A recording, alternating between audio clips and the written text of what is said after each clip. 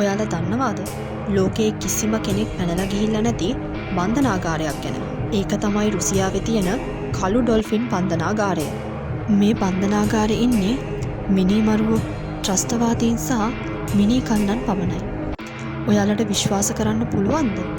මේ සිරකරුව කරලා තියෙන ඝාතන සංඛ්‍යාව 3500කටත් වැඩි කිව්වොත්. ඔව්, ඇත්තට මේක එහෙමයි.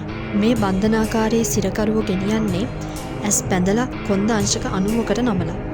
ඔයාලා හිතනවා ඇති ඇයි කියලා. ඒ තමයි ඔවුන්ට බන්ධනාගාරයේ සිටියම මතක තියාගන්න බැරි වෙන්න. ඒ වගේම දිනකට පැය 16ක් එක දිගට ඇඳේ වාඩි වී සිටීම හෝ නිදා ගැනීම ඔවුන්ට තහනම්.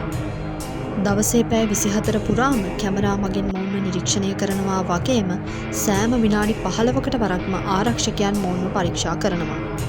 හැබැයි මෙතනින් නිදහස් වෙලා යන්න ලැබෙන්නේ මරණයෙන් පස්සේම විතරයි. ඔයාලගේ අදහසක් පහලින් කමෙන්ට් කරන්න.